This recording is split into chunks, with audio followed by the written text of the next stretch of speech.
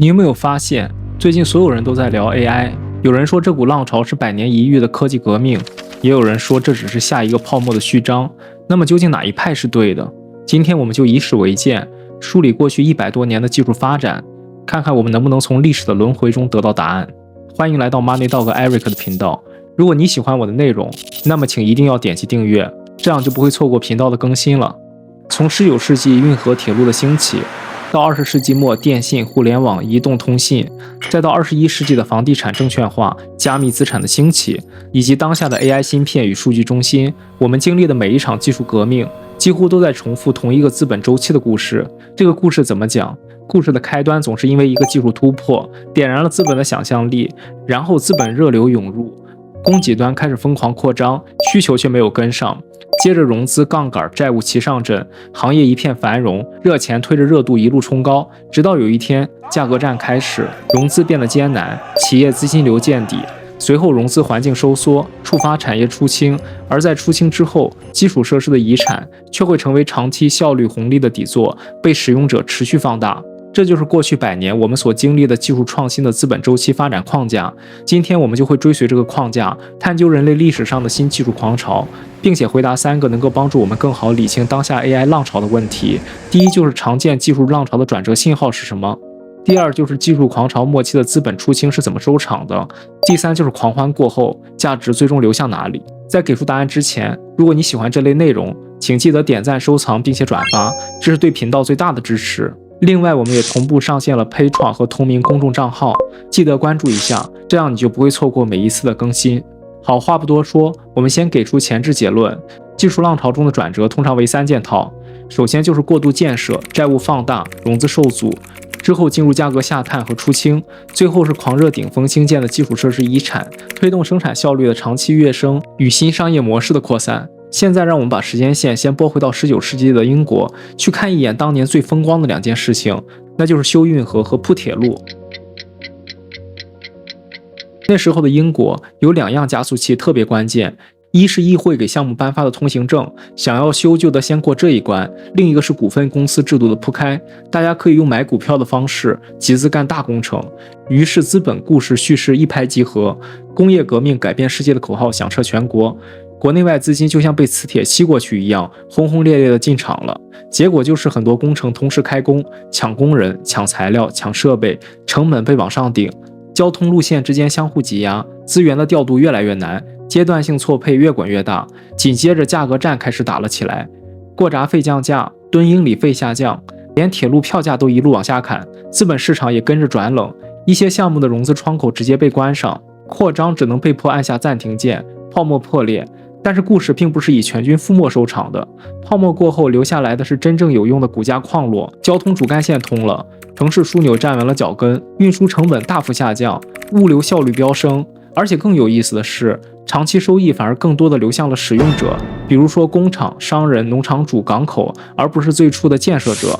简单记住一句话，先把底座搭起来，再把泡沫清出去，最后把红利吃干净。这套逻辑后来几乎成为每一次技术浪潮的节奏模板，对象不同，但是节奏一样。你可以想象那时的场景，测量员打着经纬仪在田野里插桩，工人连夜架桥修路，律师拿着蓝皮规划书在议会里游说，咖啡馆里的投资者争着认购新股，隔壁的经纪人已经在问什么时候分红。当整合浪潮来临，列车开进统一的新车站，碎片化的路线被拼成一张全国的网络，这才是红利开始释放的时候。美国内战刚结束，全国呈现一片重建的热潮，铁路成为那个时代在美国最性感的标的物。那时候的铁轨几乎以每日20英里的速度往前冲，联邦政府发放贷款送土地，资本杠杆被放到最大，海外资金疯狂流入，尤其是英国的债券资本，企业家、承包商、投机客同台起舞，铁路的干线、支线同时上马，供给远远跑在需求前面，表面上繁荣的热火朝天，底下却在透支未来的运力。转折点来得很快，3条警报几乎同时响起：信用中介坍塌，代表性投行倒闭，过剩与腐败事件侵蚀着市场的信心，流动性骤降，交易所被迫停市，随后发生链式反应，多家铁路与企业破产，失业飙升，经济陷入长萧条。连锁反应席卷全国，铁路公司破产，失业暴增，美国经济陷入长达20年的大萧条。但你看，故事的结尾依然熟悉，清理完泡沫后，股价还在，铁路的干线网络与枢纽城市崛起，冷链与全国分销快速成熟，物流成本断崖式下行，制造体系随之重塑。真正的长期获益者是谁？往往不是那些在建设高峰最激进的投资方，而是使用铁路网络的实体经济部门，农业、制造、全国零售。在这场狂欢中，铁路公司的股东未必笑到最后，但是美国的钢铁动脉由此形成。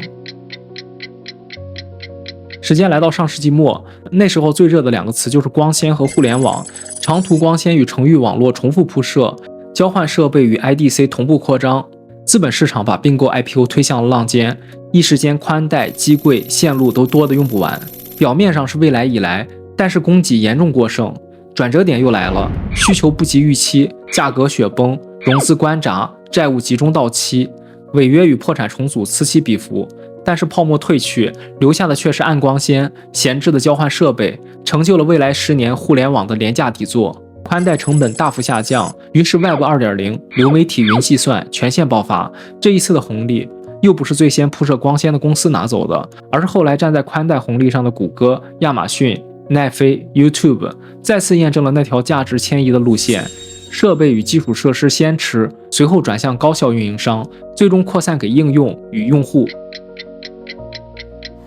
进入21世纪，移动通信迎来了自己的高光时刻。来自高价频谱拍卖与前置建网，设备投资先行，商业模式依旧在前期摸索。老问题又出现了，用户增长不及预期，用户平均收益上不去，融资压力飙升，资本市场开始退潮，设备周期提前见顶，随之而来的是出清与整合，行业并购，资本开支回落，但是网络质量却稳步提升。等到智能手机时代到来， 3G 变成了移动互联网的起跑线，真正吃到红利的又是应用与平台层。苹果、谷歌、腾讯、抖音价值最大化的舞台依旧在应用平台侧，而非最先冲锋的建网资本。这一幕更像是金融版的科技泡沫，但是同样遵循着周期股价，低利率、宽松信用叠加金融工程创新，建筑与房贷共同繁荣，影子银行放大信用供给，杠杆螺旋向上。转折点依旧熟悉，房价停涨，次贷违约上升，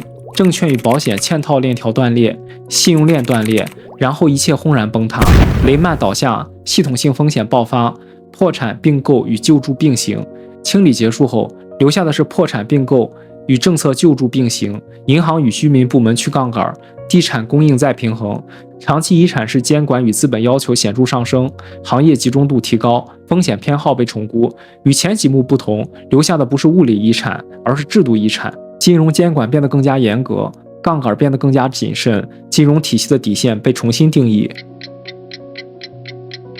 时间来到加密货币时代，算力、矿场、电力与交易所基础设施快速扩张，代币融资与高杠杆推高资产价格，跨境资金与零售群体广泛参与，仿佛又回到了19世纪的淘金热。但是很快，熟悉的节奏再次奏响，价格崩盘，稳定币与平台信用事件密集出现，监管趋紧，流动性冻结。泡沫退场后，头部交易、托管与清算的集中，底层公链基础设施与开发工具沉淀下来，随后在合规化与机构化的路径上缓慢推进。真正留下来的不是价格，是工具与基础设施，逐步渗透到支付、清结算、链上发行等窄场景。终于来到今天的主角登场 AI 的蒸汽机车是前沿 GPU 与先进封装，资本高密度配置在芯片设计、代工产能、超大规模数据中心，中长期建设计划迈向万亿美元级别，甚至出现数万亿美元的全球半导体与算力再造构想。长期资本与产业资本交织，但是这一次的风险也可能比以往更加复杂，设备寿命更短，3到5年的有效期，叠加高电力消耗与庞大运维，导致资本强度、供电与算力成为生死门槛。如果你想判断 AI 行情的拐点何时到来，请盯住3件事情。第一是价格曲线，训练与推理单价是否能够持续加速下行。第二是利用率，集群与数据中心利用率是否会出现广度化、持续性的回落。第三是融资成本，信用利差与再融资窗口是否会收紧，从而把在建项目的内部收益率往下压。当这三件套同时恶化时，阶段性过剩就会出现。当前尚未出现系统性信用风险，但是行业内部对错配风险与囚徒困境式超配的共识在上升，大家都担心投少了会被甩开，于是被迫同步加码。一旦阶段性过剩出现，那时候最有可能的收场方式就是价格下探，资源向高效率运营商集中，区域电力、冷却与运维能力成为关键分水岭，价值迁移的路线图也非常清晰，设备商优先受益，随后向高效云平台侧集中，最终迁移给行业应用与终端客户。而这次的长期遗产将是电力、算力、数据的通用底座，以及 AI 原生工作流成为行业默认模式。现在我们用5个问题把所有技术狂潮放在一张地图上补全。第一，技术基础设施是什么形态？铁轨、光纤、电力还是算力与数据站？第二，资本与政策如何驱动？税收、土地许可、补贴、主权资本参与度有多少？第三，扩张节奏与高峰信号，资本开支 GDP 是否异常抬升？新进入者是否密集？价格是否率先下行？第四，转折触发点是利用率下滑、价格战、融资受阻，还是信用事件边际出现并且扩散？第五是收场与价值归属，破产重组、并购整合、资产贱卖、集中度上升、成本曲线下移，随后价值从建设者迁移到运营者，再迁移到应用者与使用者。所以对投资与经营的启示也很朴素，用价格、利用率、融资成本联动来识别阶段，而不是盯单一指标。随着价值迁移，动态切换赛道与权重，避免在阶段切换期重仓单一环节。记住资产化红利的悖论，过剩期留下的廉价底座，往往是下一波应用繁荣的起点。布局出清后的赢家，历史上胜率更高。当前 AI 正从设备芯片红利走向大规模运营效率，所以对投资者来说，核心问题不是会不会泡沫，而是你在周期的哪一阶段，你该看哪个信号。数据中心利用率、AI 服务价格曲线、融资成本、高资本开支叠加短折旧周期，意味着更加依赖电力与制造产能，也容易导致阶段性过剩与价格下探。越能掌握这些指标，越能避开高点，低买底座。记住一句话，过剩期留下的廉价底座，往往是下一波繁荣的起点。历史不会简单的重复，但总会押韵。每一次狂潮都会让旧秩序的成本曲线下移，把新秩序的可能性打开。铁路之后是全国市场，光纤之后是云与移动互联网，而 AI 时代之后将是智能化作为默认配置的产业社会。给当下投资者3条箴言：第一，审视扩张，问自己是在购买真实需求，还是在预知未来需求；第二是盯住3件套，价格、利用率、融资成本，用它们来判断所处阶段；第三是站位价值迁移，越靠近应用落地与效率提升，越能够跨越波峰波谷。今天分享的不是劝退，也不是冲动，而是提醒，当潮水退去，能留下来的往往是用最低成本提高最高效率的那一批。